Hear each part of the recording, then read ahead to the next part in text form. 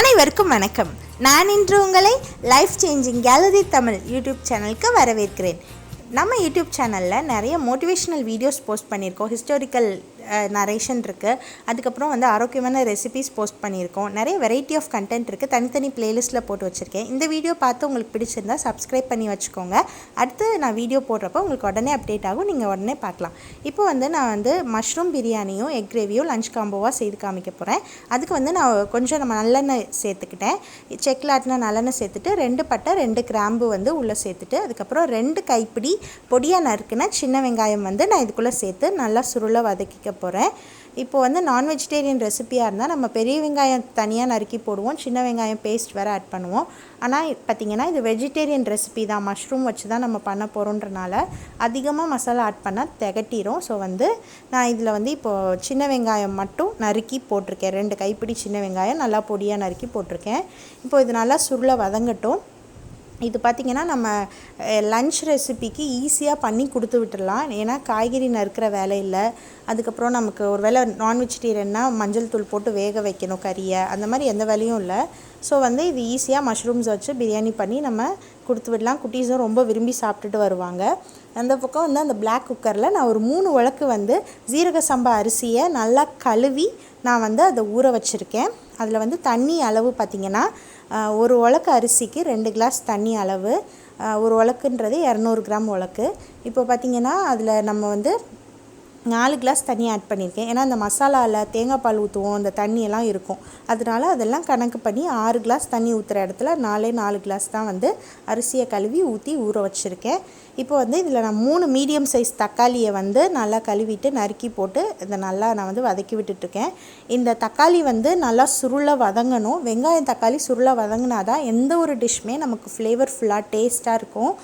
ஒரு வேளை நம்ம சரியாக வதக்கலைன்னா அது நீர் கோர்த்துட்டு இருந்துட்டு சீக்கிரமாக கெட்டு போயிடும். ஸோ நம்ம இவ்வளோ ஒர்க் பண்ணி அது வேஸ்ட் ஆகிடும். இந்த பிரியாணி பார்த்திங்கன்னா ரெசிபி ரொம்ப சிம்பிளாகவும் இருக்கும். இந்த மஷ்ரூம் பிரியாணி நம்ம வேகமாகவே செஞ்சும் முடிச்சிடலாம்.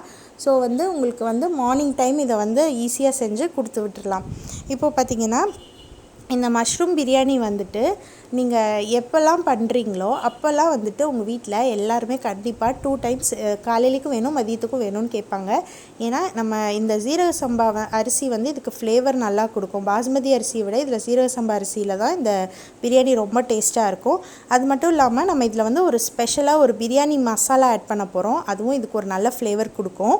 இப்போ நான் இதில் மல்லித்தலையும் புதினா தலையும் நல்லா கழுவி பொடியாக நறுக்கி உள்ளே சேர்த்து நல்லா சுருளாக வதக்கிக்க போகிறேன். அப்புறம் ஒரு 2 டேபிள் ஸ்பூன் இஞ்சி பூண்டு பேஸ்ட்டு ஃப்ரெஷ்ஷாக அரைச்சது நான் உள்ளே சேர்த்துக்க போகிறேன்.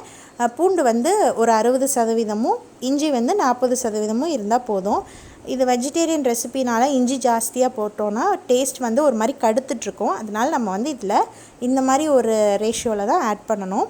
இப்போ இந்த இஞ்சி பூண்டு பேஸ்ட் இது எல்லாமே நல்லா வதங்கினதுக்கு அப்புறம் தான் நம்ம இதில் அடுத்ததாக ஆட் பண்ண வேண்டிய இன்க்ரீடியன்ஸ் எல்லாம் ஒவ்வொன்றா ஆட் பண்ணலாம். இப்போ இதில் நான் ஒரு 3 பச்சை மிளகாய் கீரி உள்ளே சேர்த்துருக்கேன். நீங்கள் முதவே வெங்காயம் வதங்குறப்பவே பச்சை மிளகாய் போட்டிங்கன்னா வெங்காயம் நல்லா சுருளாக வதங்குறக்குள்ளே பச்சை மிளகாய் ஒரு மாதிரி அப்படியே ரொம்ப குலைவாக வெந்து ஒரு மாதிரி நசுங்கிரும். அப்புறம் குக்கர்லேருந்து வதக்கிட்டு பார்க்குறப்ப பச்சை மிளகாவே காணோம் அப்படின்னு சொல்லிகிட்ருப்போம். ஸோ இந்த ஸ்டேஜில் பச்சை மிளகாய் ஆட் பண்ணிட்டு அப்புறம் கறி மசால், அந்த பிரியாணிக்குன்னு நான் சொன்னேன் இல்லையா, வறுத்து அரைச்ச ஸ்பெஷலான கறி மசால் இதோட சேர்த்துக்கலாம். இந்த கறி மசால் ரெசிபி உங்களுக்கு வேணும்னா நீங்கள் கமெண்ட் பாக்ஸில் சொல்லுங்கள், நான் கண்டிப்பாக ஆட் பண்ணுறேன். அதுக்கப்புறம் இதில் ஒரு அரை முடி தேங்காவை நல்லா மையாக அரைச்சி அதுலேருந்து தேங்காய் பால் எடுத்து இதில் நான் ஊற்றிக்க போகிறேன். இதில் தண்ணி பால் கெட்டி பால் அப்படிலாம் எதுவுமே இல்லை, தேங்காய் பால் அப்படியே நம்ம உள்ளே ஃபுல்லாக ஊற்றிட்டா முடிஞ்சு. ஏன்னா எப்படினாலும் 2 பாலையும் உள்ளே தான் ஊற்ற போகிறோம். அதனால் தனித்தனியாலாம் நான் எடுக்கலை, ஒரே தான் தேங்காய் பாலை இந்த மாதிரி நான் வடிகட்டி எடுத்துட்டேன். இப்போ பார்த்திங்கன்னா இந்த மசாலாலாம் வதக்கி முடித்தோம் இல்லையா, அதுக்கு அடுத்து மஷ்ரூமை நம்ம சேர்த்து ஒரு 5 மினிட்ஸ் வதக்கிட்டு அதுக்கப்புறம் தேங்காய் பால் போட்டால் ரொம்ப டேஸ்ட்டாக இருக்கும். இன்றைக்கி நான் அந்த மாதிரி ஆட் பண்ண மறந்துட்டேன். ஸோ தேங்காய் பால் ஆட் பண்ணிவிட்டு அதுக்கப்புறம் தான் இப்போ நான் மஷ்ரூம் ஆட் பண்ண போகிறேன். மஷ்ரூம்ஸ் நான் ஒரு 2 டப்பா மஷ்ரூம்ஸ் எடுத்திருக்கேன். அதாவது இந்த பட்டன் மஷ்ரூம்ஸ் இருக்கும் பார்த்திங்களா, அது நான் ஒரு 2 பாக்ஸ் எடுத்திருக்கேன். ஏன்னா நம்ம 3 உலக்கு அரிசியை ஊற வச்சுருக்கோம். கண்டிப்பாக நமக்கு இதுக்கு 2 டப்பா மஷ்ரூம்ஸ் ஆட் பண்ணால் தான் ரொம்ப டேஸ்ட்டாகவும் ஃப்ளேவர்ஃபுல்லாகவும் இருக்கும். மஷ்ரூமோட ஃப்ளேவர் அதில் இருக்கும். தேங்காய் பால் கொதிக்க விடக்கூடாது, திரிஞ்சிரும், அந்த மாதிரிலாம் எதுவுமே இல்லை. இப்போ தேங்காய் பால் சாதம்லாம் பண்ணுறோன்னா தேங்காய் பால் கொதிச்சு தானே சாதம் ரெடி ஆகுது. அது மட்டும் இல்லாமல் தேங்காய் பால் நல்லா கொதித்து சுண்டுறப்ப அதில் ஒரு நல்ல க்ரீமியான ஃப்ளேவர் கிடைக்கும். கிரேவி பண்ணுறப்போவோ இல்லை ஒரு பிரியாணி பண்ணுறப்போவோ இதில் வந்து நம்ம தயிர் ஆட் பண்ணுறதை விட நம்ம வந்து தேங்காய் பால் ஏன் ஆட் பண்ணுறோன்னா, இந்த மிளகாத்தூள் இந்த மாதிரி வந்து காரமான மசாலாஸ் ஆட் பண்ணுறப்ப தான் நம்ம தயிர் ஆட் பண்ணணும், அந்த காரத்தை பீட் பண்ண. இதில் நம்ம பச்சை மிளகா அப்புறம் கறி மசாலில் வந்து கொஞ்சம் மிளகெல்லாம் இருக்கும். ஸோ வந்து இது அவ்வளோ நமக்கு ரொம்ப தாங்க முடியாத காரம்லாம் இருக்காது. பட் தேங்காய் பால் ஊற்றுறப்போ ஒரு க்ரீமியான டேஸ்ட்டான ஃப்ளேவர் கிடைக்கும் இந்த பிரியாணிக்கு. அதனால தான் நம்ம இதில் தேங்காய் பால் ஆட் பண்ணுறோம்.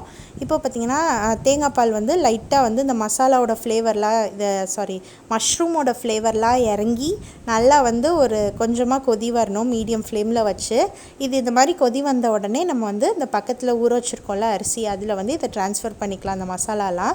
எப்போவுமே பிரியாணி பண்ணுறப்ப குக்கரில் வந்து நம்ம மசாலா ரெடி பண்ணோன்னா போட்டு அதை ஒட்டிட்டு சொரண்டுன்னு சொரண்டுவோம். அதில் குக்கர்லாம் ஸ்க்ராட்ச் விழுந்துடும். அது மட்டும் இல்லாமல் அடி பிடிச்சிரும். அடுத்து இந்த மாதிரி தனியாக வடைச்சட்டியில் வந்து ரெடி பண்ணி ஊற்றினோன்னா ரொம்ப ஈஸியாக இருக்கும் குக் பண்ணுறதுக்கு. பாருங்கள், எதுவுமே ஒட்டலை பாருங்கள் வடைச்சட்டியில். நமக்கு வந்து இதை அப்படியே ஈஸியாக உள்ளே ஊற்றி மூடி வச்சுட்டு வேலையை முடிச்சிடலாம் நம்ம. நீங்களும் இந்த மெத்தடில் ட்ரை பண்ணி பாருங்கள் பிரியாணி பண்ணிங்கன்னா. இன்றைக்கி வந்து பாருங்கள், இந்த சீரக சம்பா அரிசி சூப்பராக ஊறிடுச்சு. இன்றைக்கி வந்து நம்ம வந்து இந்த மஷ்ரூம் பிரியாணியோடு சேர்த்து எக் கிரேவியும் பண்ண போகிறோம். அதுவும் எப்படி பண்ணுறதுன்னு நான் இப்போ வந்து காமிக்கிறேன். இப்போ இதில் வந்துட்டு நம்ம போதுமான அளவு கல் உப்பு சேர்த்தாச்சு. இப்போது இந்த கல் உப்பு சேர்த்துட்டு நல்லா மிக்ஸ் பண்ணி விட்டுக்கோங்க. ஏதாச்சும் ஒரு பக்கம் கரையாமல் இருந்ததுன்னா உப்பு வந்து சரியாக சாப்பாடில் சேர்ந்துருக்காது. கல் உப்பு சேர்த்துட்டு கொஞ்சம் டேஸ்ட் பண்ணி பார்த்துட்டு பத்தாட்டி இன்னும் கொஞ்சம் கல் உப்பு சேர்த்துக்கோங்க. ஏன்னா வந்து பிரியாணியை பொறுத்த வரைக்கும் லைட்டாக கல் உப்பு கொஞ்சம் தூக்கலாக இருந்தால் தான் அந்த லாஸ்ட்டில் நம்ம சாப்பாடு ஓப்பன் பண்ணி சர்வ் பண்ணுறப்ப கரெக்டாக இருக்கும் உப்பு. ஒருவேளை நீங்கள் எப்போவும் அரிசிக்கு போடுற அளவு உப்பு மட்டும் சேர்த்துருந்தீங்கன்னா அந்த மசாலாவுக்கு வந்து போதுமான அதில் உப்பு இருக்காது. கண்டிப்பாக வந்து நமக்கு உப்பு கம்மியாக இருக்கும். இப்போ பார்த்திங்கன்னா எக் கிரேவிக்கு நம்ம ரெடி பண்ணிக்கலாம். ஒரு வடைச்சட்டி அடுப்பில் வச்சுக்கிறேன். அதுக்கப்புறம் வந்து போதுமான அளவு கொஞ்சமாக கடலெண்ணெய் சேர்த்துக்கிறேன். நான் செக்கில் ஆட்டின கடலெண்ணெய் சேர்த்துக்கிறேன். பொதுவாக நம்ம ரிஃபைண்ட் ஆயில் யூஸ் பண்ணுறதை விட செக்கில் ஆட்டின கடலெண்ணெய் யூஸ் பண்ணோன்னா உடலுக்கு ரொம்ப நல்லது. நம்ம பாரம்பரியமாக முன்னோர்கள் இப்படி தான் யூஸ் பண்ணாங்க. இப்போ இதில் வந்து நான் ஒரு பட்டை ஒரு கிராம்பு சேர்த்துக்கிறேன். அதிகமாக வந்து கறி மசால் சேர்த்திங்கன்னா திகட்டிடும். நான் ஏற்கனவே சொன்ன மாதிரி சாப்பிட முடியாது. இப்போ இதில் வந்து நான் வந்து ஒரு கைப்பிடி நறுக்குன சின்ன வெங்காயம் சேர்த்துக்கிறேன். வெங்காயத்தை நல்லா வதக்கி விட்டுக்கோங்க. இப்போது வந்து இந்த ஸ்டேஜில் நமக்கு வந்து மசாலா வந்து கொஞ்சம் நல்லா கெட்டியாக வேணும். ஸோ வந்து நான் என்ன பண்ணிட்டேன்னா ஒரு பெரிய வெங்காயத்தையும் அப்புறம் வந்து ஒரு தக்காளி, நல்லா மீடியம் சைஸ் தக்காளியும் நல்லா அரைச்சிட்டு அதை வந்து நான் இதில் சேர்த்துக்கிட்டேன் பேஸ்ட்டாக. அப்போ தான் நமக்கு வந்து ஒரு நல்ல ஒரு மசாலாவாக கொஞ்சம் கெட்டியாக நமக்கு வந்து ஒரு எக் கிரேவி கிடைக்கும். அதனால இப்போ வந்து இந்த பெரிய வெங்காயம் தக்காளியோட பச்சை வாசனை போகிற வரைக்கும் இதை நம்ம நல்லா வதக்கி விடணும். அப்புறம் ஒரு டேபிள் ஸ்பூன் வந்து பிரியாணிக்கு அரைச்சப்போ இஞ்சி பூண்டு பேஸ்ட் இருந்தது இல்லையா, அது வந்து இதில் சேர்த்துக்கலாம். அதே ரேஷியோவில் வந்து அந்த எடுத்ததுலேருந்து ஒரு டேபிள் ஸ்பூன் இதில் நான் சேர்த்துக்கிட்டேன். இங்கேருந்து கொஞ்சம் எடுத்துகிட்டு இப்போது இதையும் நல்லா வதக்கி விட்டுக்கோங்க. இந்த மசாலாலாம் பச்சை வாடை போகிற அளவுக்கு நல்லா வதக்கி விட்டுக்கோங்க. வதக்கி விட்டுட்டு அதுக்கப்புறம் இதில் வந்து வீட்டு மசால் பொடி இருக்கும் இல்லையா, அது வந்து நான் ஒரு 3 டேபிள் ஸ்பூன் இதில் நான் சேர்த்துக்கிறேன்.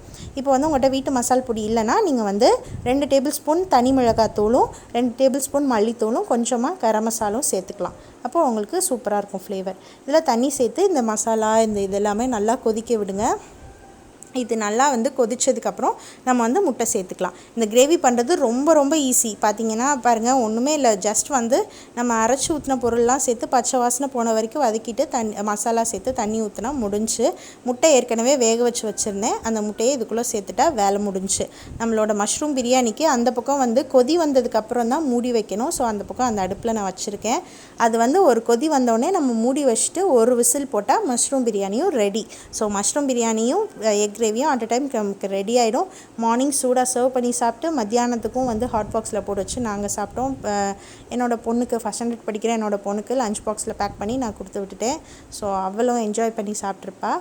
ஸோ பார்த்திங்கன்னா இதில் வந்து உணவுக்கு தேவையான கல் உப்பு வந்து நான் இதில் சேர்த்துக்கிறேன். இப்போ இதை சேர்த்துட்டு நல்லா மிக்ஸ் பண்ணி விட்டுக்குவோம். இப்போ வந்து நீங்கள் ஒருவேளை இந்த வீடியோவை நீங்கள் புதுசாக பார்க்குறீங்கன்னா பார்த்துட்டு மறக்காமல் சப்ஸ்கிரைப் பண்ணிவிட்டு போங்க. கண்டிப்பாக வந்து அடுத்தடுத்து நான் போடக்கூடிய வீடியோஸ் உங்களுக்கு யூஸ்ஃபுல்லாக இருக்கும், எனக்கு அந்த நம்பிக்கை இருக்குது.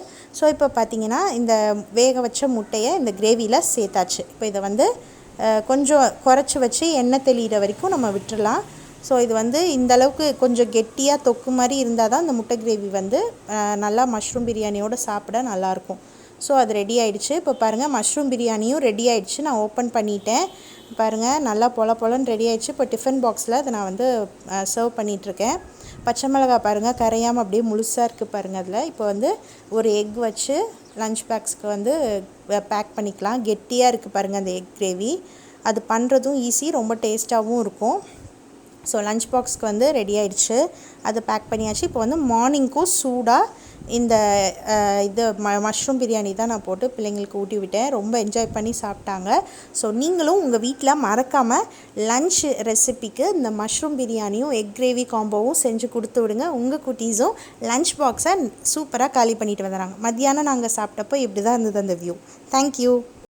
ஸோ இந்த வீடியோ உங்களுக்கு பிடிச்சிருந்தா life changing gallery Tamil YouTube சேனலுக்கு சப்ஸ்கிரைப் பண்ணுங்கள்.